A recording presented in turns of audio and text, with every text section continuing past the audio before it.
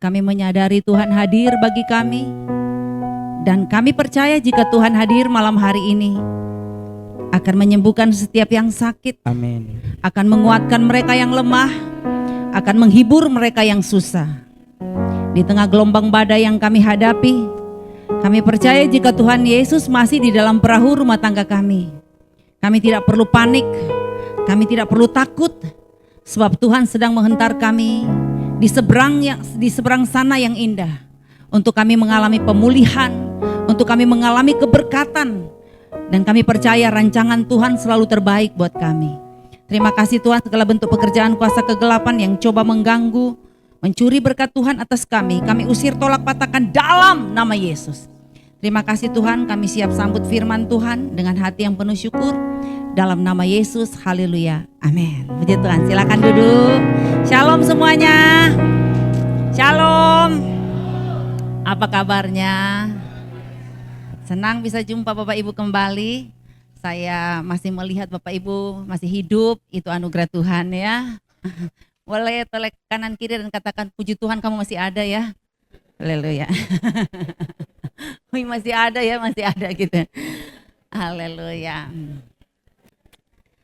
Saya apresiasi sekali ya, sepanjang hari panitia berjuang keras karena dari jam 8 pagi ya kami sudah keluar dan mengerjakan apa yang Tuhan mau sepanjang hari ini, karena ada donor darah, ada talk show. Pokoknya sepanjang hari panitia begitu lelah, tapi saya percaya jerih payah kita diperhitungkan oleh Tuhan. Amin, tepuk tangan buat panitia, buat semua pengurus Dore Ministry yang ada di Bandung. Amin. Nah Bapak Ibu, saya mau tanya, ada iklan lewat.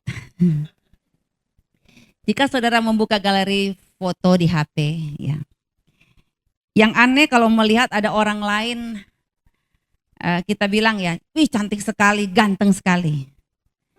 Coba kalau kita melihat ya, ternyata di situ ada wajah kita, tiba-tiba mata kita tertutup. Kira-kira apa yang saudara akan lakukan? Jangan diupload, jangan diupload. Karena kita mau supaya kitanya yang kelihatan ganteng dan cantik dan baru diupload.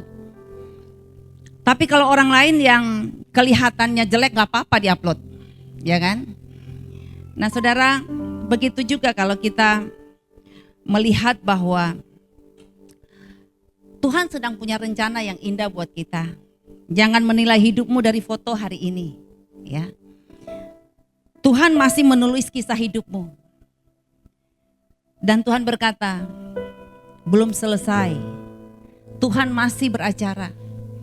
Tuhan belum selesai melakukan mujizat yang lebih besar di tengah pergumulanmu. Jadi tabahkan hatimu, kerjakan bagianmu, dan selesaikan pertandinganmu dengan baik. Saya percaya bahwa apapun yang sedang Tuhan kerjakan dalam hidup saya dan saudara, Tuhan sementara membentuk sesuatu yang indah yang tidak engkau mengerti hari ini. Kalau kita melihat kisah Yusuf ya Bapak Ibu, bagaimana 13 tahun dia berproses dengan hidupnya. Dan saya melihat bahwa orang yang akan dipakai jadi besar, dia juga harus mengalami ujian yang besar. Saya melihat untuk Tuhan memakai Yusuf dengan proses yang berat. Lihat ya, kalau belum selesai acara Tuhan buat Yusuf, dan Mesirnya belum selesai ditata, belum tentu Yusuf bisa bertakhta, amin. Jadi kalau hari ini engkau berproses dengan begitu lamanya waktu, jangan berhenti Bapak Ibu. Serahkan semua ketakutanmu, kekhawatiranmu kepada Tuhan. Saya percaya Tuhan sedang beracara lebih lagi. Dan tema hari ini, tema firman Tuhan kita hari ini, Tuhan belum selesai dengan hidupmu. Amin. Mari kita baca sama-sama di dalam Filipi pasal 1 ayat yang ke-6. Ia yang memulai pekerjaan yang baik di antara kamu akan meneruskannya sampai pada akhirnya. Banyak orang merasa hidupnya sudah berakhir. Karena apa? Gagal dalam pekerjaan. Atau mungkin Anda merasa aku sudah tuir. Ya, usiaku sudah bukan muda lagi. Atau mungkin Anda merasa gagal dalam hidup, gagal jadi istri, gagal jadi suami, gagal jadi mama, gagal jadi papa, gagal jadi anak. Mungkin Anda juga sekarang ini hopeless karena penyakitmu belum disembuhkan. Engkau merasa kehilangan. Ada juga yang saat ini banyak protes ya. Nah, kemarin saya konseling dengan satu keluarga.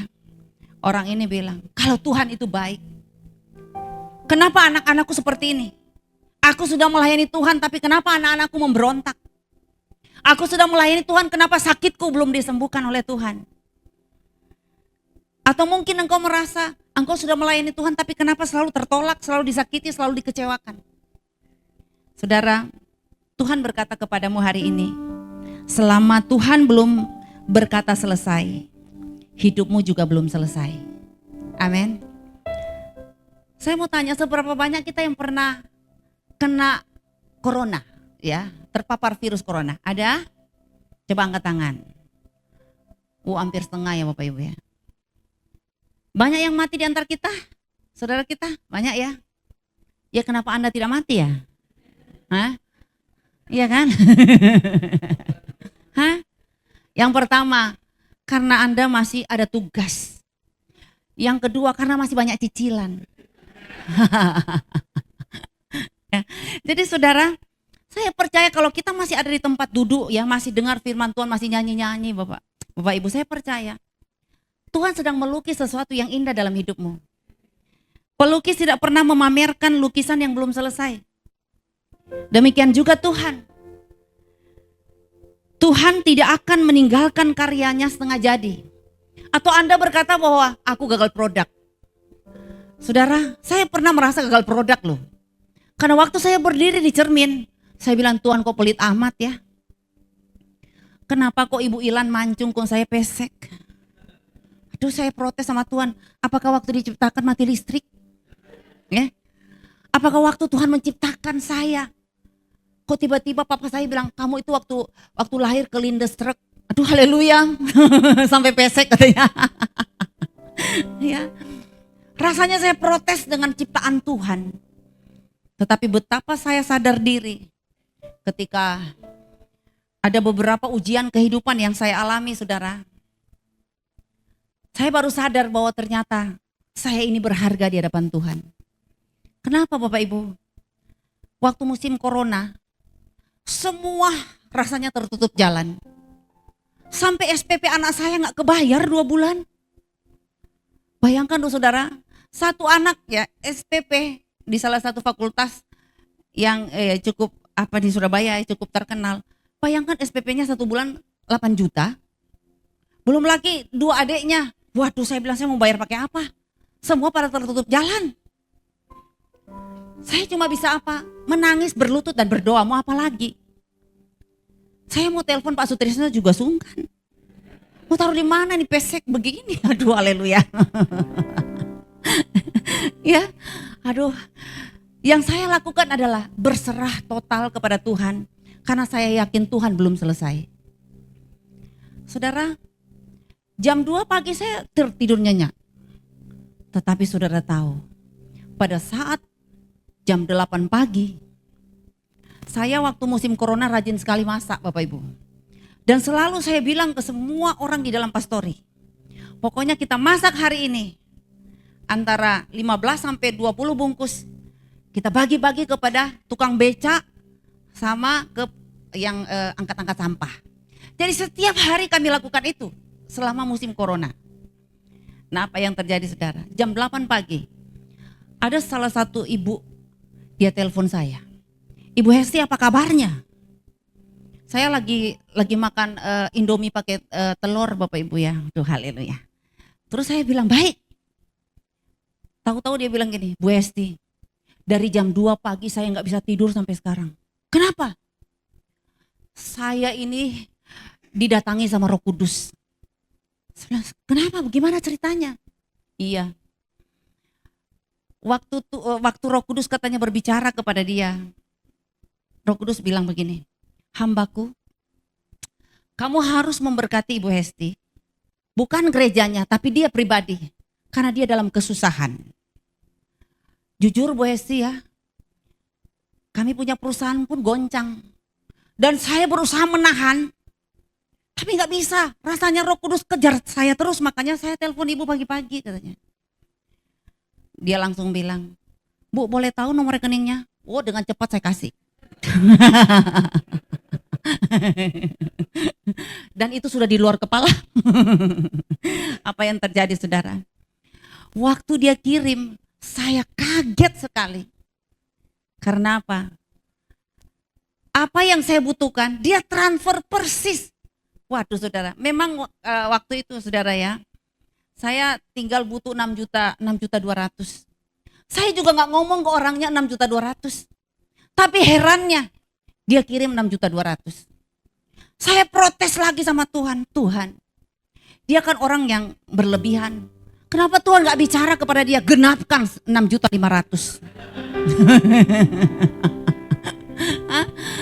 Tapi Tuhan bilang, aku menjawab keinginan bukan kebutuhan. Ya, tetapi saya kembali merenung. Saya bilang, Tuhan kau baik ya. Saya datang lagi ke cermin. Saya tatap wajah saya di cermin. Saya bilang, aduh Tuhan, saya bersyukur sama Tuhan.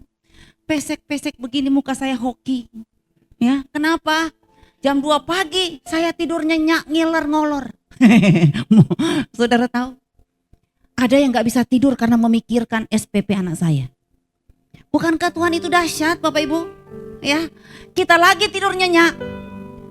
Ada jalan yang sedang Tuhan buka. Ada laut yang sedang Tuhan belah. Sehingga besok Tuhan memberikan jalan keluar buat kami. Makanya Tuhan katakan, seberapa besar masalahmu, mari engkau tetap memilih untuk tetap tidur nyenyak. Amin. Walaupun badai datang menerpa silih berganti, biarlah engkau pakai cara Yesus. Badai boleh bergoncang, tapi Yesus tetap tidur nyenyak. Amin. Jadi kalau suamimu lagi mengamuk, para istri, tidurlah nyenyak. Kesusahan sehari cukuplah dipikirkan sehari. Besok itu urusan Tuhan. Karena waktu engkau tidur, Tuhan sedang membelah laut. Sehingga besok pasti ada jalan keluar. Amin. Dan saya akhirnya tidak lagi protes dengan wajah saya ini ya. Karena saya tahu, saya punya muka ini hoki. Bolehkah saudara toleh kanan kiri dan katakan mukamu hoki juga. Iya. Ya. Kenapa hoki? Ya. Karena engkau bisa ada di ruangan ini berarti engkau spesial di mata Tuhan. Iya.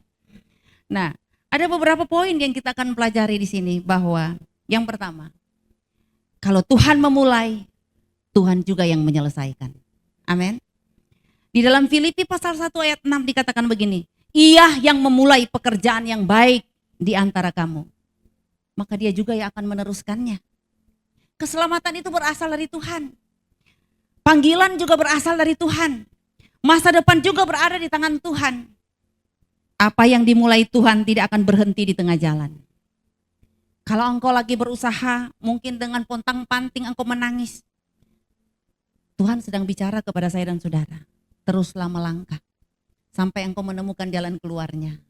Ya. Teruslah engkau melangkah sampai engkau bisa melihat laut terbelah buat engkau. Apa yang engkau kerjakan dibuat Tuhan berhasil. Makanya jangan sampai pagi-pagi engkau isi hidupmu dengan marah-marah.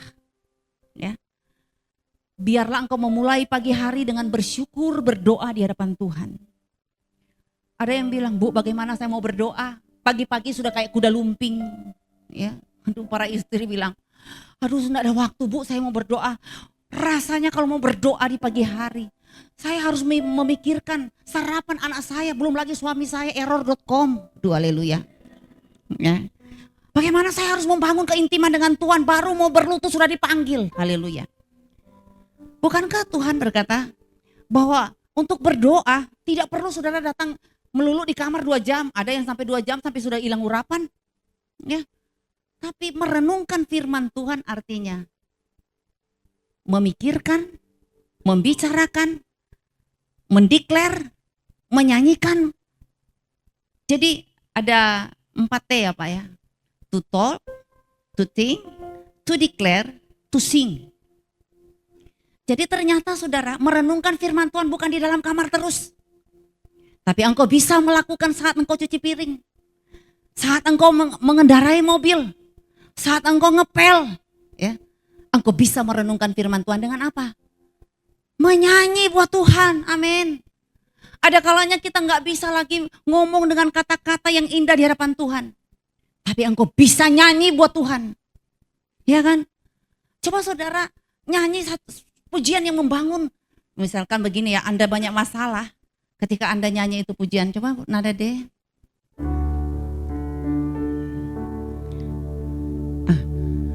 Berkali-kali kau menolongku. Ya, itu nada apa ya?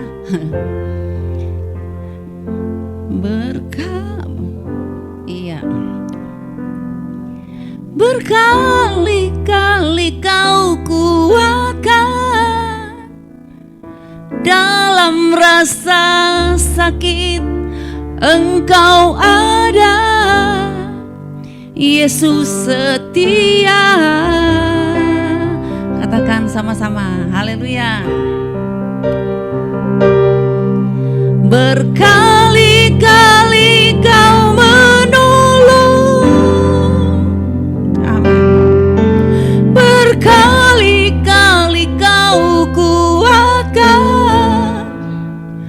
dalam lembah kelam, engkau ada,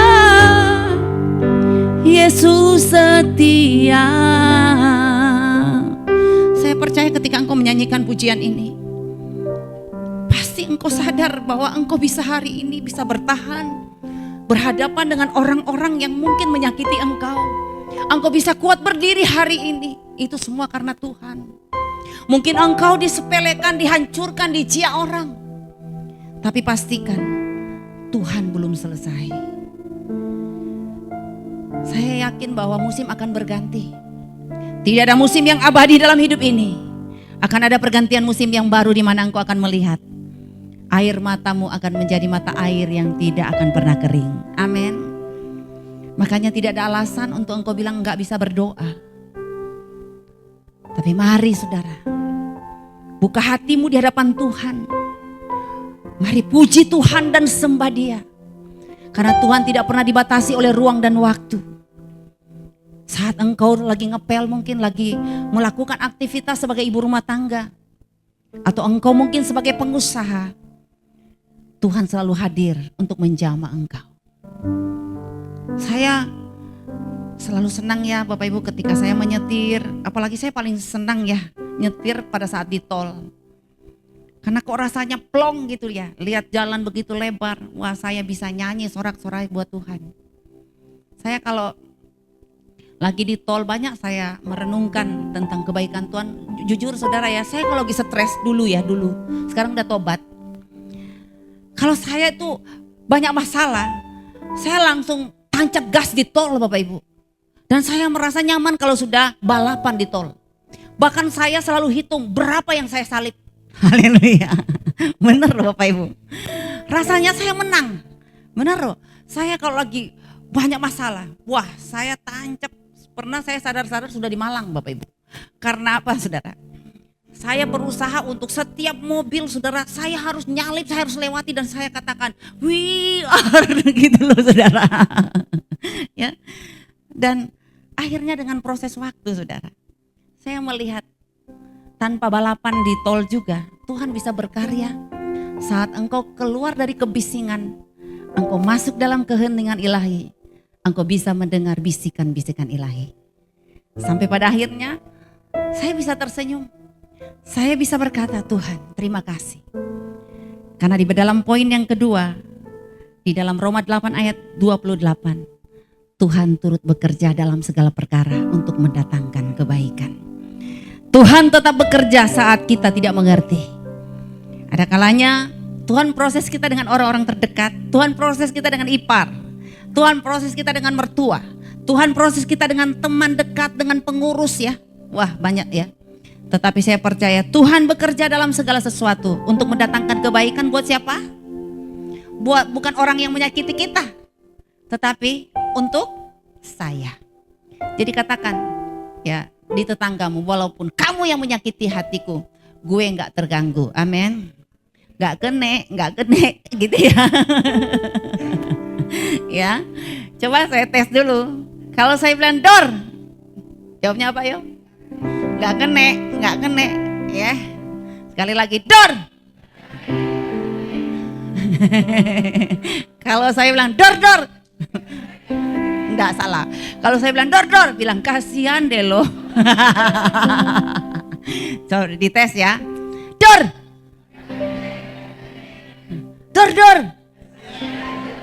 Praktek di rumah, haleluya.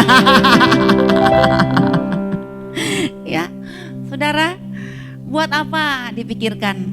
Serahkan kepada Tuhan, biar Tuhan ikut memikirkan semuanya. Ada pujian mengatakan begini, hati senang walaupun tak punya. Siapa yang bilang saya nggak mau? Saya nggak mau. Saya akan menyanyi hati senang kalau banyak uang. Amin. Ya, saya yakin bahwa semua perbendaharaan kita pasti Tuhan akan tambahkan. Asalkan engkau jangan kehilangan damai sejahtera, jangan kehilangan sukacita, dan jangan nyanyi ini pujian hati senang walaupun gak punya duit. Katakan hati senang kalau punya duit, amin. Ya ibu-ibu ya. Air mata kita dipakai untuk menjadi kesaksian.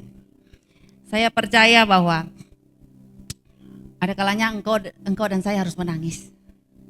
Karena air mata itu Tuhan akan ubah menjadi mata air loh. Ada saat engkau harus mengeluarkan air mata supaya matamu sehat. Amin. Supaya kotoran-kotoran di mata itu bisa keluar semua. Makanya engkau harus menangis. Luka bisa dipakai Tuhan menjadi kekuatan.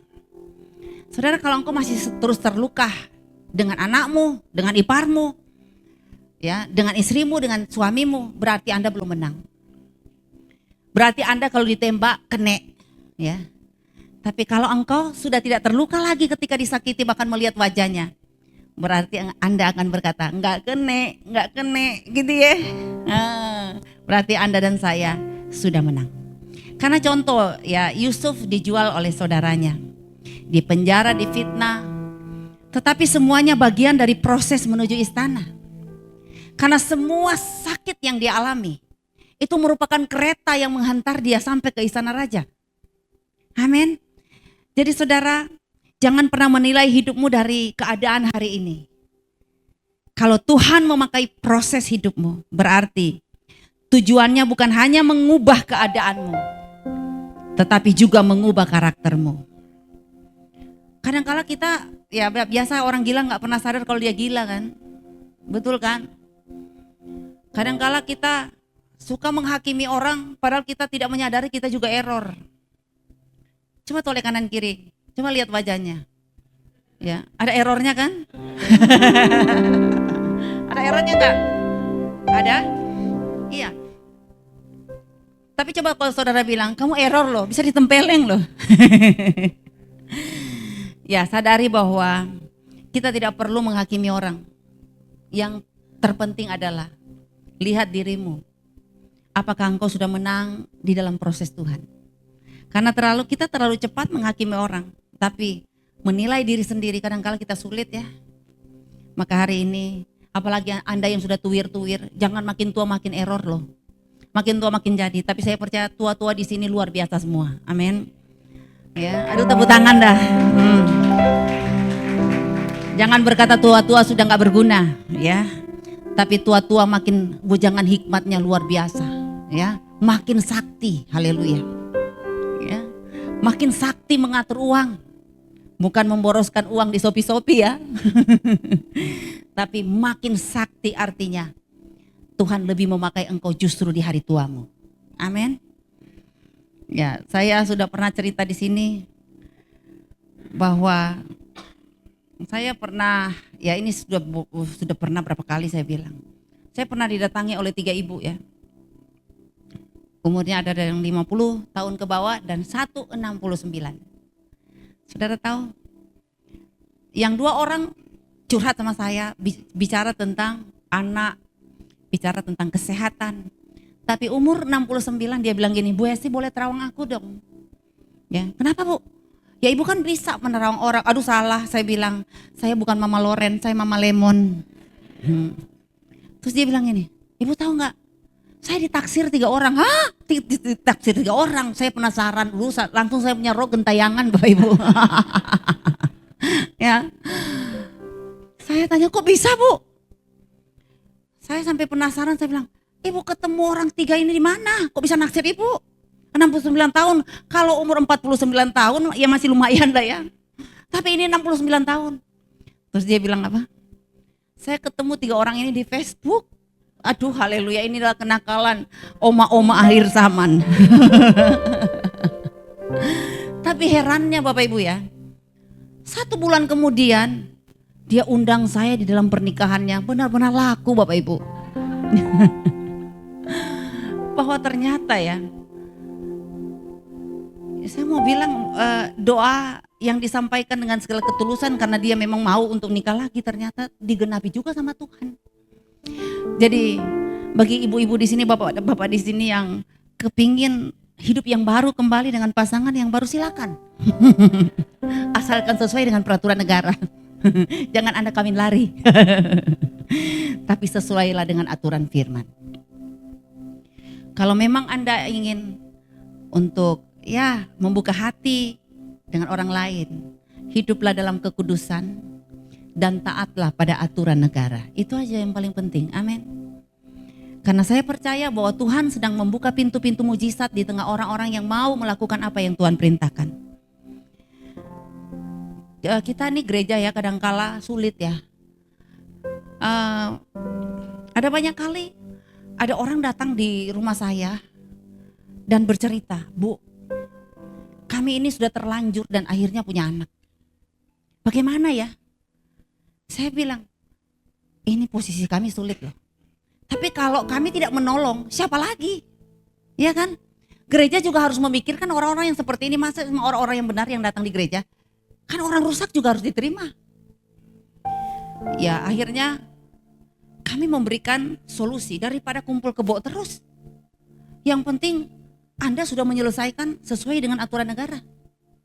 Kalau memang mau melakukan hubungan untuk ya artinya bertanggung jawab dengan apa yang mereka buat. Saya bilang, tahu firman Tuhan, kembali kepada jalan yang benar, lakukan yang terbaik di hadapan Tuhan dan jangan berbuat dosa lagi. Karena saya bilang kita juga nggak boleh egois dong. Ya. Dengan mengatakan nggak boleh. Tetapi sulit bagi kami juga saudara untuk melihat mereka kumpul kebo dengan sudah punya anak dan dikatakan anak itu haram.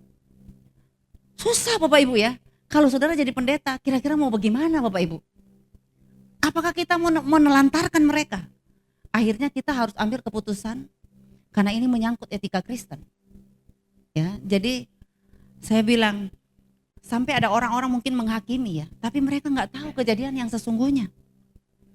Jadi saya cuma bilang, jangan menghakimi. Karena mereka juga tidak menghendaki hal yang ya seperti itu bisa terjadi. Yang kita harus lakukan adalah bawa orang ini, giring orang ini kepada jalan yang benar kembali. Amin.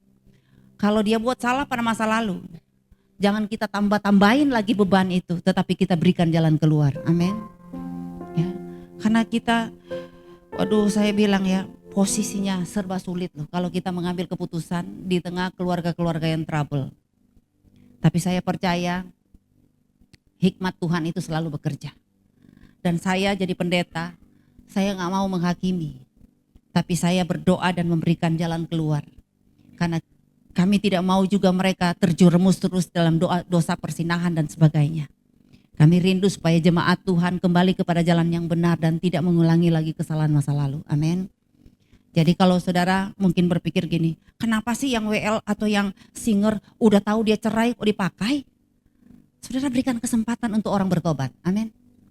Saya mau bilang, Dorea tempat di mana Tuhan akan memulihkan keadaan saudara. Mungkin Anda sudah terhina, Anda sudah mengalami penghakiman dari si A, si B, si C.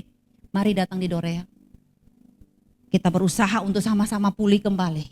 Sama-sama kita melangkah bersama dengan Tuhan. Kalau mungkin, ya saya bilang, orang lain menghakimi saudara karena Anda cerai. Orang lain menghakimi Anda karena apa? Wah, masa lalumu suram. Saya bilang Tuhan tidak akan pernah melihat lagi masa lalumu. Tapi Tuhan melihat pertobatanmu hari ini. Apakah orang yang cerai nggak boleh tampil di depan? Saya mau tanya, nggak boleh? Kita giring orang ini untuk hidup dalam kebenaran. Jangan jadi hakim bagi orang lain, karena kita semua juga punya salah. Saya rindu orang-orang yang mungkin sudah sempat terjatuh. Ayo kita bawa dia untuk bangkit kembali. Kita bawa dia untuk melayani Tuhan kembali. Karena kalau gereja tidak menolong, siapa lagi Bapak Ibu? Iya kan? Jadi mulai hari ini, jangan suka menghakimi. Karena kita bukan malaikat. Anda malaikat atau apa? Kalau Anda malaikat jangan di sini loh, tidak menerima malaikat. Ya. Di sini menerima orang-orang yang mau bertobat, yang mau jalankan hidup dalam kekudusan dan siap-siap kita terangkat bareng-bareng. Amin. Amin Bapak Ibu. Iya. Jadi sama-sama saya mau katakan jangan suka menghakimi orang. Kalau orang sudah mulai tampil, waduh jangan kita, hujat. Ibu Hesti pakai ya, padahal ya orang itu dulu ya, begini begitu. Aduh haleluya. Ingat Dorea Ministry memberikan kesempatan untuk orang bertobat. Dorea Ministry menampung orang-orang yang seperti itu. Kenapa? Untuk tujuan meneruskan visi ilahi, memenangkan jiwa buat Tuhan. Amin. Kalau Anda mungkin di gereja tertolak, ayo ke Dorea Ministry.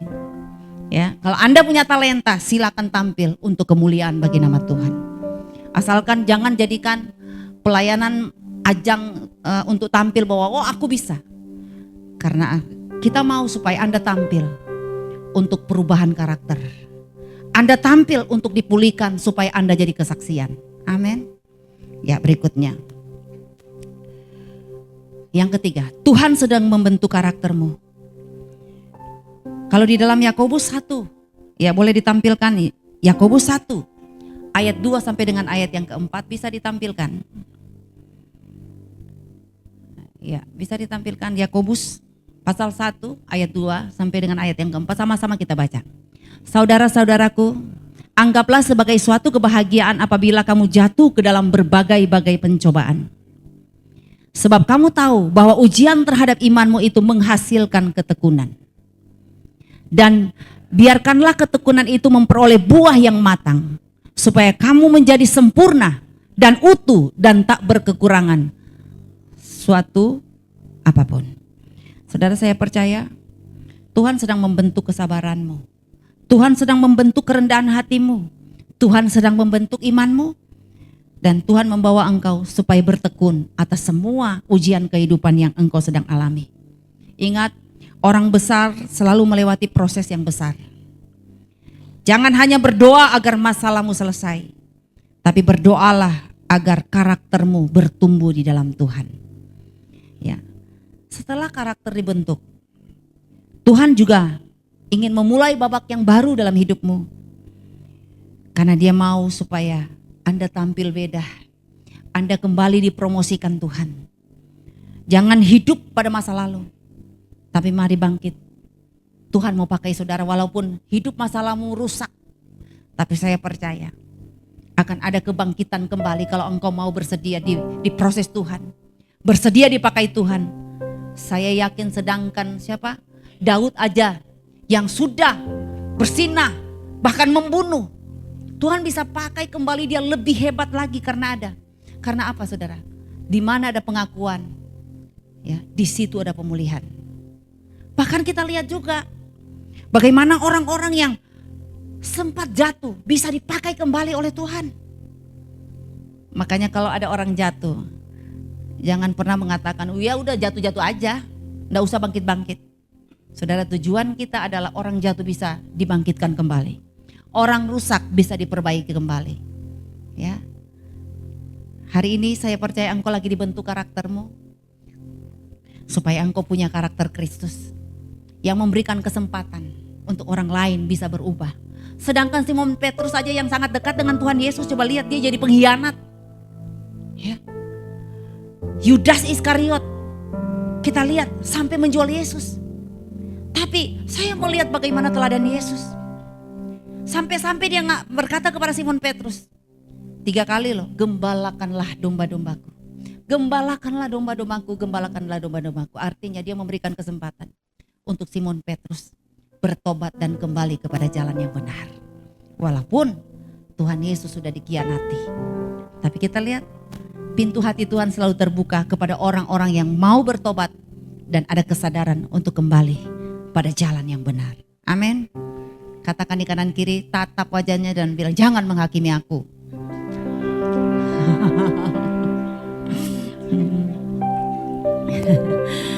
Haleluya. Ya. Yang keempat, Tuhan masih menyimpan rencana yang indah dalam hidup saya dan saudara. Silakan baca Yeremia 29 ayat 11. Yeremia 29 ayat yang ke-11. Ya. Saudara, kalau saya terlalu panjang silakan batuk 3 kali. Kalau sudah batuk 3 kali saya berhenti. Ya. Sebab aku ini mengetahui rancangan-rancangan apa yang ada padaku mengenai kamu. Demikianlah firman Tuhan, yaitu rancangan damai sejahtera dan bukan rancangan kecelakaan, untuk memberikan kepadamu hari depan yang penuh harapan. Rencana Tuhan itu bagi kita apa? Damai sejahtera, masa depan yang penuh harapan. Dan Tuhan melihat akhirnya, bukan awalnya. Ya. Jadi mari saudara, seperti Abraham kita lihat dipanggil saat usia lanjut. Jadi saudara, walaupun Anda mungkin sudah usia lanjut, Anda bisa dipakai Tuhan lebih lagi. Ya. Musa dipakai umur berapa tahun? 80 tahun. Yang 80 tahun di sini angkat tangan. Yang 80 tahun angkat tangan. Ada? Oh ada ya. Wah, Tuhan mau pakai ibu lebih lagi. Umur tidak masalah, tetapi semangat harus berkobar. Amin. Yang 70 tahun angkat tangan. Silakan minum kopi di luar.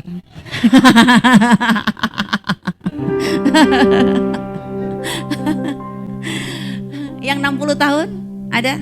Yang 60 tahun. Silakan ambil voucher kesehatan di luar. Yang 50 tahun angkat tangan. 50 tahun.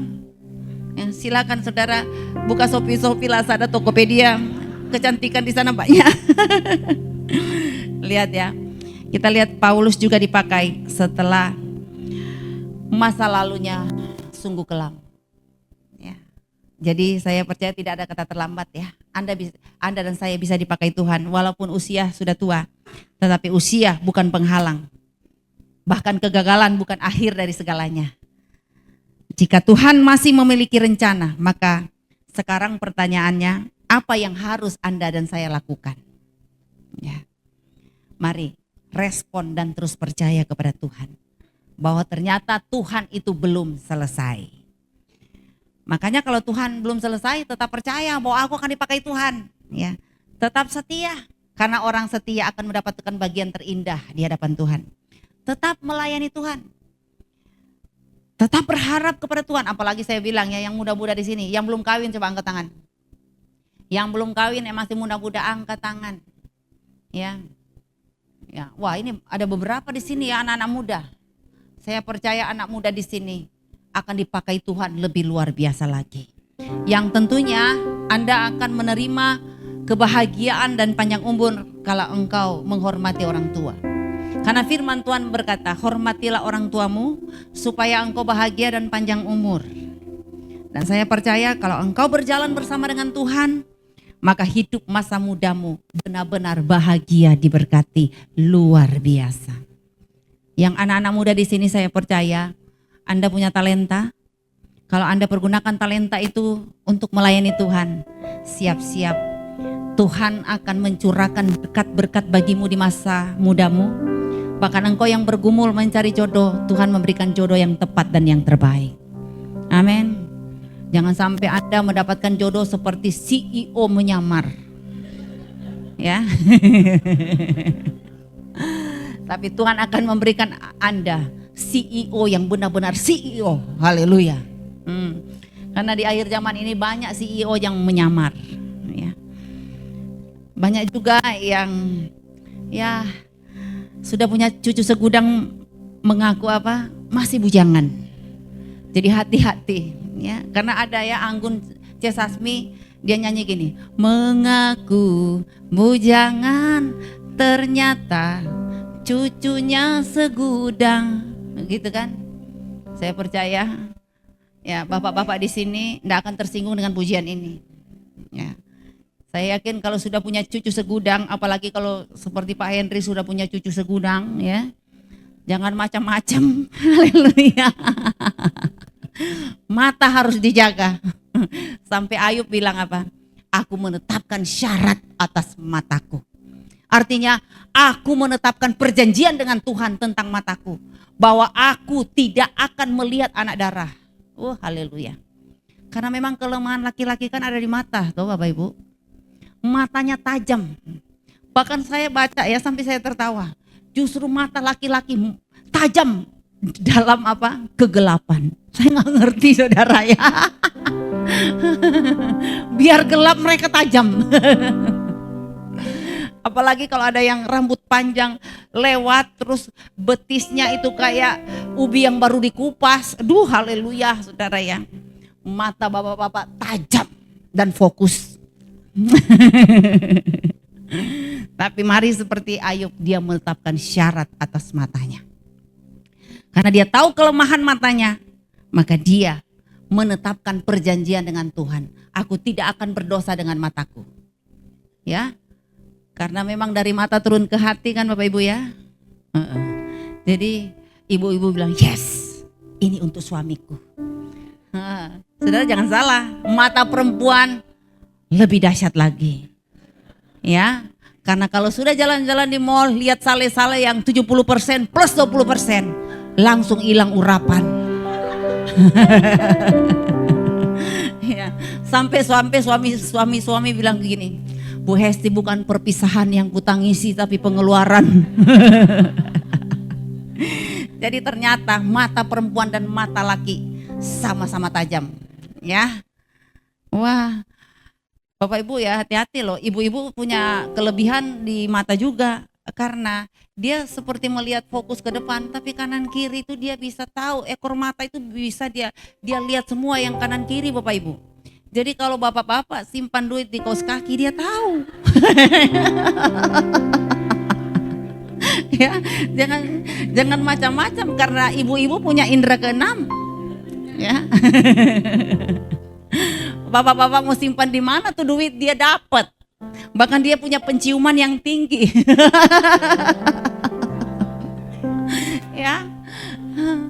Karena saudara, saya tahu kalau suami saya menyimpan sesuatu, kebaca saudara. Saya cuma pakai bahasa roh ketemu semua. Ya, jadi hati-hati, apalagi kalau istri sudah berdoa, cilaka Bapak Ibu ya. Apa yang Anda sembunyikan? Kalau dia sudah berlutut sambil nyanyi, ya, Dek. Ya. Hati-hati saya bilang bapak-bapak, kalau istri sudah berlutut, lebih baik dia lapor sama pendeta daripada dia lapor langsung sama Tuhan. Ya. Kalau lapor sama pendeta biasa, tapi kalau lapor sama Tuhan cilaka Bapak Ibu ya. Haleluya. Kalau dia sudah nyanyi gini, hanya Engkau pribadi yang mengenal hatiku, ya. Tiada yang tersembunyi bagimu, seluruh isi hatiku Kau tahu. Kira-kira deposito suamiku berapa sekarang ya Tuhan? Ya terus, dan bawaku untuk lebih dekat lagi padamu, tinggal dalam indahnya dekapan kasih-Mu. Ketika Anda membangun hubungan yang dekat dengan Tuhan, hai para istri, percayalah, semua akan dibukakan Tuhan. Ya, Tuhan pasti akan memberikan engkau hikmat. Tuhan akan pasti berbicara kepadamu. Gak usah panggil pendeta yang punya karunia penglihatan, nubuatan dan sebagainya. Tapi ketika engkau membangun hubungan yang dekat dengan Tuhan, semua yang tersembunyi bisa disingkapkan oleh Tuhan. Makanya Ibu Eli, gak usah khawatir kalau Pak Henry simpan duit di mana, pasti ketahuan. Ya, karena doa bisa berbicara. Amin. bapak-bapak ini mulai ketar-ketir melihat saya nih. Pak Sutrisno nggak usah tetap begitu kali sampai mewek-mewek. Ya, saudara, apa yang tidak bisa engkau selesaikan, berlutut di kaki Tuhan. Ya, karena saya pernah alami juga kejadian-kejadian yang berat ya. Tapi di situ saya melihat bahwa ketika kita tidak sanggup berbuat sesuatu, Tuhan mampu berbuat sesuatu. Ketika engkau masih merasa bahwa Tuhan, aku sudah gak kuat Tuhan. Bahkan ada yang sampai berdoa gini, ambil aja nyawaku Tuhan, ambil nyawaku, gak kuat. Ingat Tuhan belum selesai loh. Anda minta mati, rumahmu di surga belum jadi, kamu mau tinggal di mana? Ya, jadi bilang sama Tuhan, Tuhan walaupun aku belum melihat, tapi aku percaya Tuhan sedang menyelesaikan satu persatu. Apa yang tidak bisa saya selesaikan, Tuhan menyelesaikan. Makanya perlu sekali saudara ya, untuk saudara ini respon dengan apa yang Tuhan mau. Perlu sekali saudara ini, kalau mungkin masalahmu berat, ambil waktu untuk berpuasa Bapak Ibu. Ya, karena waktu Anda berpuasa, itu hebat kuasa Tuhan akan bekerja. Ya, tapi herannya Bapak Ibu, saya pernah menemukan betapa saya sakit hati saudara ya. Saya bisa pahit karena ulah jemaat Bapak Ibu. Ada satu jemaat bilang gini, Bu Hesti, tolong Bu Hesti, puasa Bu Hesti untuk saya. Saya puasa Bapak Ibu karena saya berempati. Tapi betapa sakitnya hati saya Bapak Ibu ketika saya buka Facebook. Saya lagi berpuasa, dia langsung ngomong di Facebook, indahnya kebersamaan, makan bersama dengan teman-teman. Aduh haleluya, saya disuruh puasa, dia senang-senang di Tunjungan Plaza Bapak Ibu. Waduh, saya langsung tutup puasa. Ya, karena apa saudara? Kalau mau melihat kuasa Tuhan, kita juga harus punya respon. Ya toh, jangan pendetanya disuruh berdoa puasa, Anda makan kenyang di rumah. Duh haleluya. Ya, nubuatan tidak akan terjadi jika Anda tidak berbuat. Jangan salahkan bilang, pendeta ini doa gak manjur lagi, buktinya gak terbukti. Bagaimana Tuhan mau melakukan sesuatu, Anda sendiri tidak ada relasi dengan Tuhan. Bagaimana Tuhan akan bekerja kalau Anda sendiri gak mau berinisiatif dengan Tuhan. Engkau boleh berkolaborasi dengan Tuhan, tapi harus berinisiatif. Engkau harus benar-benar mengerjakan tugas bagianmu, sehingga Tuhan akan turun tangan untuk melakukan, membantu engkau dalam segala kesusahanmu dan segala apa yang kau usahakan. Amin. Jangan Anda berpikir berkat turun dari langit. Yakinlah bahwa Tuhan akan membuka pintu kalau engkau mau bekerja buat Tuhan. Tadi topiknya seru loh, Bapak Ibu gak datang sih. Ya, apalagi ditutup dengan bagaimana mengatur keuangan di hari tua. Waduh haleluya saudara. Yang dibawakan oleh Bapak Sutrisno. Wah, kita harus menyimpan uang semasa kita bekerja. Tapi jangan menyimpan uang, menyembunyikan uang di hadapan istri. Ya. Nah, makanya mesti ada persiapan untuk kita menjelang hari tua ini ya Bapak Ibu. Saya percaya kita tidak akan jadi peminta-minta roti, asalkan kita mau bersikap benar di hadapan Tuhan. Saya yakin bahwa semua keperluanmu Tuhan akan adakan, dari yang tidak ada menjadi ada. Dan Tuhan tetap sama, dulu sekarang sampai selama-lamanya. Anda yang sekarang ini lagi bergumul tentang keuangan, coba angkat tangan. Oh, yang lain tidak butuh uang ya. Puji Tuhan. Yang lagi bergumul tentang uang, semua ya, jangan sok-sokan ya. Hidup bukan sekedar uang ya. Tapi Anda nggak punya uang bisa mati. Haleluya ya. Yang kepingin disembuhkan Tuhan, coba angkat tangan. Banyak yang sakit juga ya. Saya percaya doa orang benar didengar oleh Tuhan. Yang kepingin dapat jodoh, angkat tangan. Yang duda sama janda nggak usah dulu.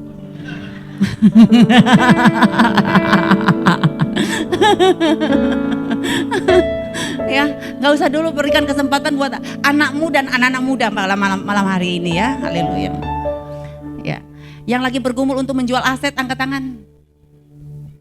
Wah, banyak juga ya, berarti Anda orang kaya ya. Haleluya. Yang bergumul untuk orang tua, angkat tangan. Ya. Saudara, Saya tadi lagi sibuk melayani Tuhan. Tiba-tiba saya dapat telepon, saya bilang ini sudah 8 panggilan. Ternyata saudara, saya kan dikaruniakan Tuhan anak bayi ya. Ya, jadi anak saya sudah 4 sekarang. Jadi anak yang terakhir itu saya nemu ya waktu saya dari Bandung ke Semarang, saya muntah-muntah Bapak Ibu. Dan akhirnya dilarikan ke rumah sakit tengah malam. Dan disitulah peristiwa di mana Tuhan melakukan mujizat.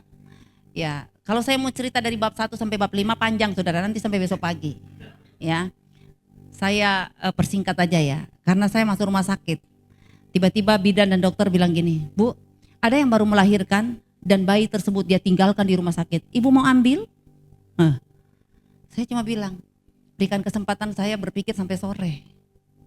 Sampai pada akhirnya ya saudara, karena saya mau tanya untuk 3 anak, setuju apa enggak? Ternyata waktu saya telepon mereka 3-3-nya, wah anak-anak saya support sekali. Sampai anak-anak saya bilang, ambil aja Mi. Apalagi anak yang Jakarta, Mi, anjing aja bisa dikasih makan. Ya, saya sampai jawab gini, iya anjing gak pakai sekolah nak, haleluya.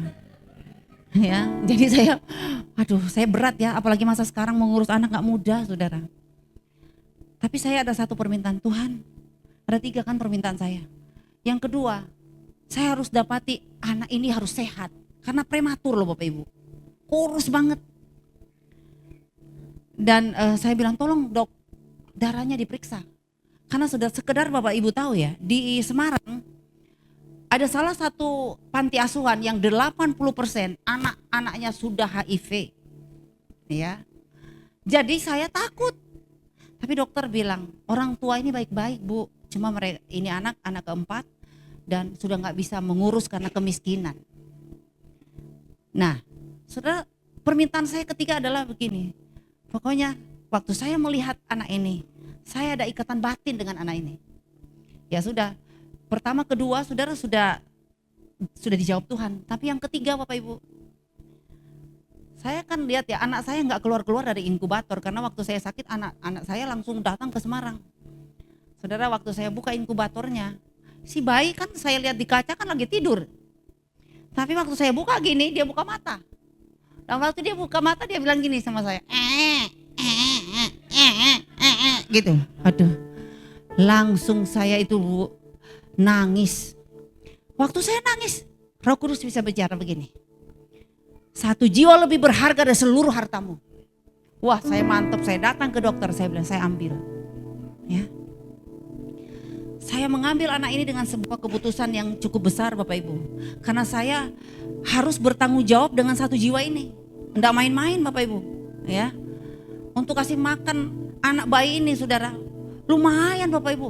Ya, sebulan bisa habis 10 juta. Karena bayar babysitter aja 4 juta. Ya, belum susunya, apalagi prematur. Tetapi saya melihat Tuhan itu benar-benar luar biasa. Sampai waktu malam saya mau ambil dia ya, besok pagi harus ada ini kan ya, legalitas. Kita tuh cari nama sepanjang malam. Saudara, karena kepingin anak itu namanya keren, ya, saya nggak mau nama yang sudah terlalu banyak di Indonesia ya, karena nama Yeni, Yani, Lina, Leni, Fani, Feni banyak, ya, ya, wah, akhirnya pingin keren ambil nama luar negeri. Tapi satu malam kita cari nggak dapat saudara, sampai saya buka Yunani, Ibrani nggak dapat. Tapi waktu pagi hari saya mau mandi ini ya, mau siap-siap ambil anaknya. Tuhan bisa bicara begini, hambaku kamu kok repot cari nama? Kenapa kamu gak namakan anak ini Dorea? Ya, akhirnya saudara ya, saya keluar dari kamar dan saya bangunkan anak saya bilang, Mami sudah dapat nama. Terus dia bilang, Deren juga sudah dapat nama Mi, tadi subuh dapat nama. Saya tanya, nama si adik apa? Dia bilang Zelin, Z ya, artinya dari surga. Saya sudah tahu arti Dorea, tapi saya buka lagi di internet dan internet itu ngomong gini, Dorea artinya, ini nama yang sangat cantik karena artinya dalam bahasa Yunani hadiah spesial dari Tuhan. Jadi kalau saya kolaborasikan, hadiah spesial dari sorga. Ya, saya bilang Tuhan terima kasih. Untung-untung waktu di kamar mandi Tuhan tidak bilang kasih nama anak ini Dorce, ya. Tapi Dorea. Karena anak saya yang pertama sudah Devon, yang kedua Deren, yang ketiga Devta. Kalau Dorce, aduh haleluya, rasanya gimana gitu. Ternyata Tuhan kasih nama yang cantik, Dorea, ya. Terus saat rumah bilang, wih Dorea, wah dia yang punya yayasan, dia yang punya gereja, dia yang punya pijit refleksi. Katanya gitu. Ya, itulah berkat Tuhan saudara. Di masa sukar, Tuhan memberikan tanggung jawab besar. Tapi saya percaya tanggung jawab besar ini bukan saya pikul sendiri. Tapi Tuhan turut bekerja untuk mendatangkan kebaikan. Ya, dan saya sangat bersyukur sampai hari ini. Anak itu bertumbuh besar dari 1,9 sekarang ini, hari ini dia genap 3 bulan dan beratnya sudah 4,6. Ya, puji Tuhan. Ya, itu semua karena anugerah Tuhan. Oke. Nah, singkat cerita, karena saya mengurus anak ini, Ola pembantu saya error.com. Ya. Setiap kali adik ini ada baju baru, dia ngamuk. Dia bilang, Mami punya anak kan 5. Ola yang tertua. Terus Devon kedua, Deren ketiga, Devta keempat, dan Dorea kelima. Jadi kalau adik beli baju, Ola juga. Aduh haleluya.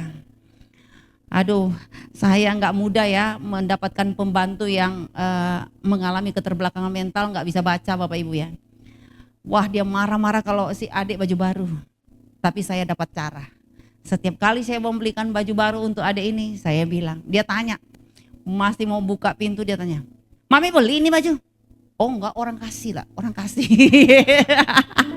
Dia nggak bisa marah Bapak Ibu, oh orang kasih. Udah gitu dia mainkan lagi perasaan saya. Yang babysitter itu kan saya belikan baju babysitter 3 pasang. Oh ngamuk lagi dia. Dia bilang gini sama saya, kalau babysitter beli baju ya, Ola juga. Jadi Bapak Ibu, dia juga diberikan baju babysitter. Ya, saya bilang daripada saya darah tinggi, emosi tidak stabil, berapa sih 600.000 saya bayar untuk 3 baju babysitternya, daripada saya dibuat spanning sama Ola. Duh haleluya. Ya, artinya saudara, kita tidak bisa dikuasai oleh keadaan, tapi keadaan harus kita kuasai. Kalau menurut saya mungkin rugi 600.000, tapi saya tidak dirongrong si Ola. Haleluya. Ya. Jadi saya menang Bapak Ibu. Ya, jadi saudara, kalau cuma perkara-perkara kecil nggak usah dibesar-besarkan. Nanti Anda awet tua. Ya. Tadi ada pemeriksaan kesehatan ya. Wow, si Budi sukses tadi. Senang banget loh. Dia umur 49 tahun katanya. 47 tahun tetapi dia punya usia sel itu 46 tahun atau apa, beda 1 tahun ya. Rasanya seneng, merasa muda. Aduh haleluya, saya tertawakan aja. Saya bilang baru 1 tahun aja sudah bangga sekali. Saya waktu diperiksa tadi 3 tahun lebih muda. Wih, itu cuma 1 tahun. Ya, oke. Sampai di sini aja firman Tuhan ya. Sebentar akan ada doa satu persatu. Kira-kira yang sudah pegang nomor boleh angkat tangan. Ya, yang sudah punya pegang nomor itu loh. Nah, ya nomornya itu maaf ya Bapak Ibu, sekarang pakai nomor. Jadi bukan karena antrian dokter ya Bapak Ibu ya. Tetapi supaya lebih disiplin, supaya lebih teratur. Karena kasihan Pak Edi itu kadang-kala tersalib. Karena gini, saya kan bilang lalu yang tua-tua lebih awal. Ternyata yang merasa tua banyak. Ya, jadi saudara bingung Pak Edi. Saya bilang umur 60 tahun, ada yang bilang saya juga 60, saya juga 60, saya juga. Aduh, terpaksa peraturan baru diterapkan. Ya, pakai nomor. Jadi minal aidin wal faizin Bapak Ibu ya. Kalau harus pakai nomor malam ini. Amin. Oke, mari kita bangkit berdiri dan kita akan nyanyikan satu pujian. Tuhan, pulanglah dengan damai, pulanglah dengan penuh sukacita, dengan pengharapan yang baru. Apa saja yang dikerjakan oleh tanganmu, pasti berhasil. Amin. Tuhan berkati keluargamu sehingga anak cucumu tidak minta-minta roti. Anakmu bahagia, anakmu berprestasi, anakmu diunggulkan. Amin. Tuhan akan bawa engkau semakin maju dan tidak mundur. Engkau akan melangkah melihat keajaiban. Engkau jadi kepala dan bukan ekor. Engkau jadi teladan dan bukan menjadi batu sandungan. Segala kutuk-kutuk kebangkrutan, kemiskinan, kehancuran, kecelakaan, sakit penyakit, apapun yang merugikan kami tolak dalam nama Yesus. Kami percaya kekayaan, kehormatan, kehidupan, panjang umur, kepastian keselamatan, kemakmuran, kelimpahan, kemasyhuran, kejayaan menjadi milik kami. Dan ketika kami pulang sebentar, penyertaan Tuhan sempurna atas kami. Tiba saatnya kami akan kembali ke rumah kami masing-masing. Kami percaya sukacita surgawi akan kami rasakan dan kami akan menjadi pribadi yang berdampak. Terima kasih Tuhan. Kami tutup ibadah Dorea Ministry Bandung hanya dalam nama Bapa, Putra dan Roh Kudus, yaitu dalam nama Tuhan Yesus Kristus kami sudah berdoa. Haleluya. Amin. Tuhan berkati kita semuanya.